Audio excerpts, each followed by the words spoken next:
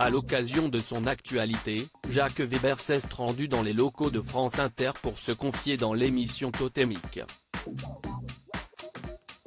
Remonté contre le gouvernement, il n'a pas hésité à dire tout haut ce qu'il pense tout bas. L'actualité de Jacques Weber n'est pas de tout repos. Le comédien s'apprête à bientôt monter sur scène avec Weber à Vif, où il fera des lectures musicales, puis en parallèle de ça, le metteur en scène sort un livre de portraits, intitulé On ne dit jamais assez aux gens qu'on les aime, et paru aux éditions de l'Observatoire le 8 mars 2023.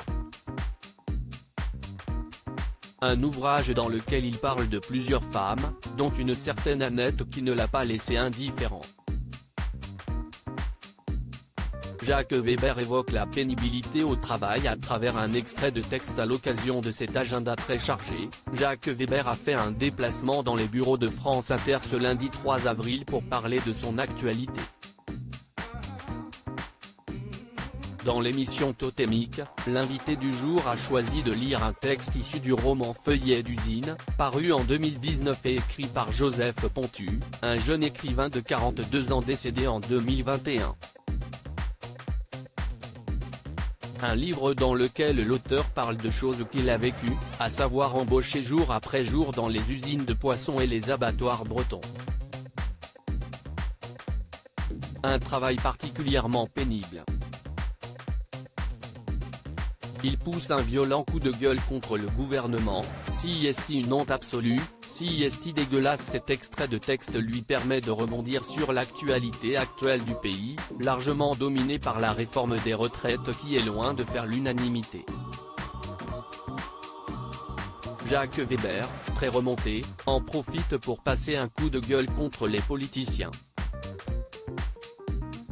Alors même qu'à l'heure actuelle, on nous parle de la pénibilité, on fait des commentaires énormes sur les retraites, les gens et la pénibilité au travail, et tout ce sont des commentaires d'un cynisme et d'un mensonge effarant, commence-t-il.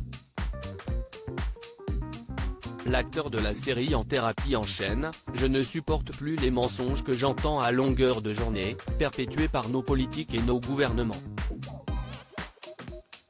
Et alors qu'il comptait rester calme face à ce débat, il ne peut se contenir. Si est une honte absolue, si est dégueulasse. Si est horrible. Ça y est, je vais m'emporter, je m'étais juré de rester calme. Si est répugnant. À lire aussi j'aurais pu et dû lui dire que je l'aimais, ce drame personnel touchant Jacques Weber qui a tristement fait écho avec son personnage de la série En thérapie.